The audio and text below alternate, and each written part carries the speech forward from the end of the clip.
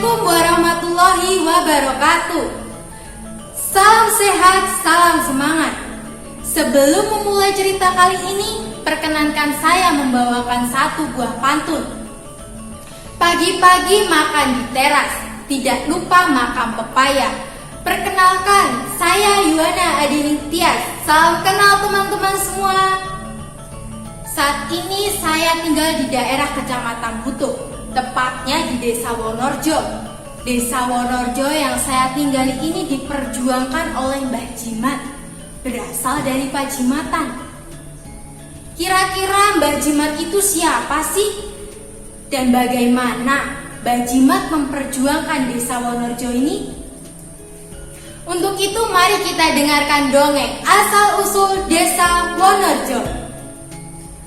Bermula dari kerajaan Majapahit yang dipimpin oleh Ratu Kencana Wungu, yang pada waktu itu sedang dihadapkan oleh permasalahan yang pelik karena lamaran seorang raja dari bawahan Blambangan, Raja Minak Jinggok. Apabila lamaran diterima, maka tahta Majapahit jatuh ke tangan Minak Jinggok. Sedangkan apabila lamaran ditolak, maka Majapahit diambang perang besar. Setelah bermusyawarah dengan para tetua kerajaan, diselenggarakanlah sayembara yang berisi barang siapa yang bisa membunuh Minak Jinggok, jika wanita akan diangkat menjadi saudara, dan jika laki-laki akan diangkat menjadi suami sekaligus raja di Majapahit. Mengingat Minak Jinggok adalah seorang kesatria dan memiliki senjata yang sangat ampuh bernama Godho Wesi Kuning. Dikisahkan Damarwulan, seorang pemuda gagah, berani, perkasa, dan pantang menyerah. Damarwulan ini mempunyai dua abdi, yaitu Sabdo Palon dan Noyo Genggong. Atas saran kedua abdinya, Damarwulan menyanggupi untuk mengikuti sayembara tersebut.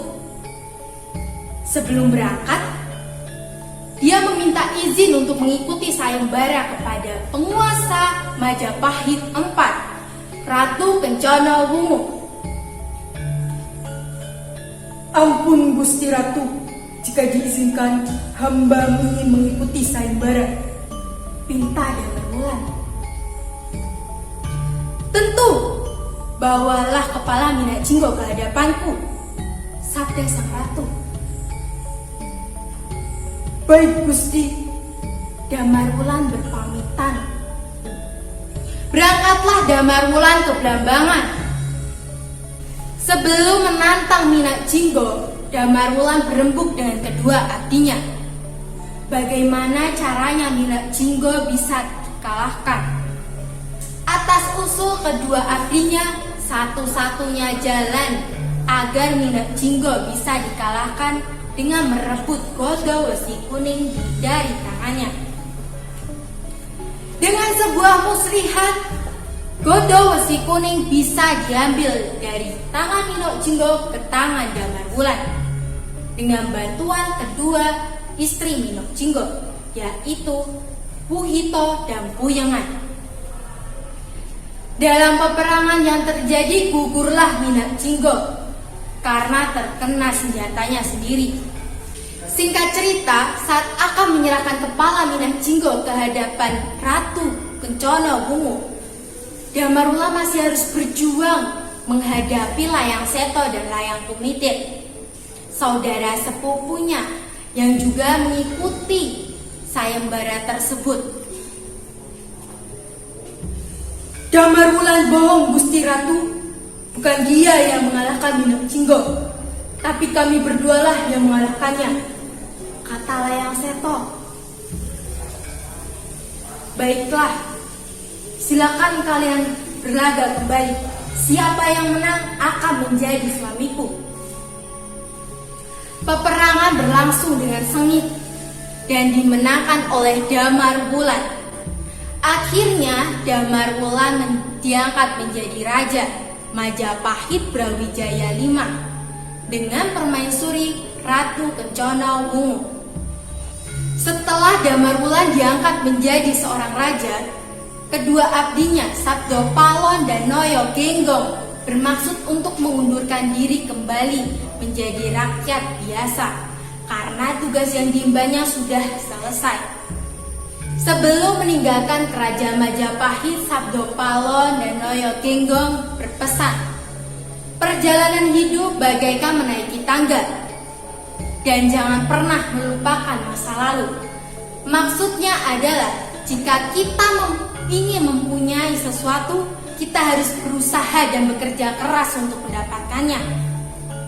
Setelah kita mendapatkan apa yang kita inginkan, jangan melupakan Tuhan dan dari mana kita berasal.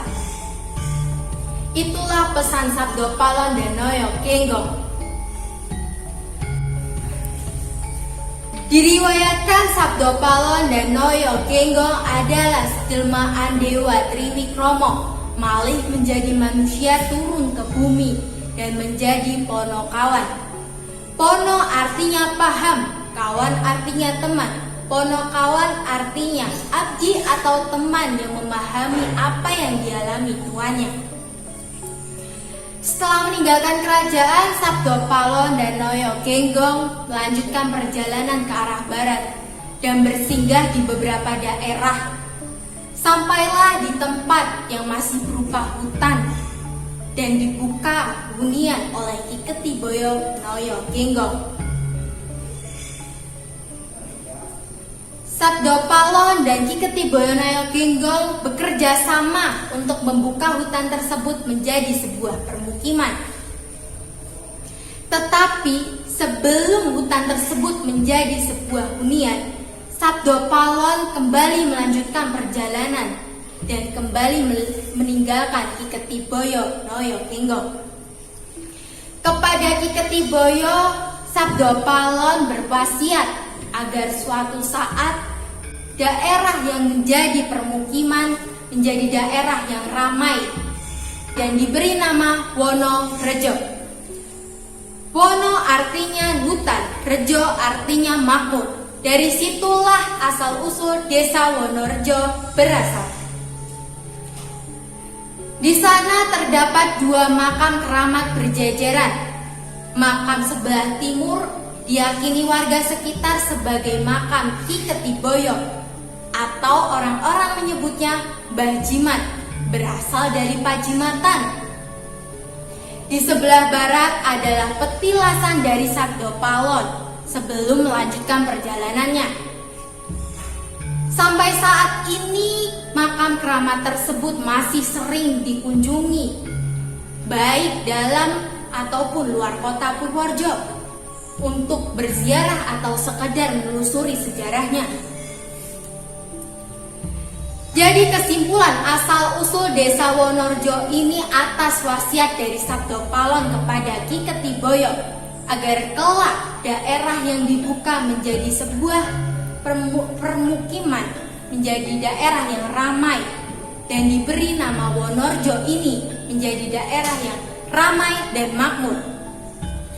Dan benar saja, desa Wonorejo saat ini menjadi desa yang ramai dan makmur. Setelah kita mendengarkan dongeng asal-usul desa Wonorejo, kita bisa mengambil beberapa pelajaran. Sikap kejam dan serakah akan dikalahkan dengan ketulusan hati. Dan jika kita menginginkan sesuatu, kita harus berusaha dan bekerja keras untuk mendapatkannya. Tetapi setelah kita mendapatkan apa yang kita inginkan, jangan melupakan Tuhan dan dari mana kita berasal. Inilah asal-usul desa Wonorejo yang berada di Kecamatan Butuh, Kabupaten Purworejo. Sekian dongeng yang dapat saya bawakan. Kurang lebihnya mohon maaf. Wassalamualaikum warahmatullahi wabarakatuh. Salam sehat, salam semangat.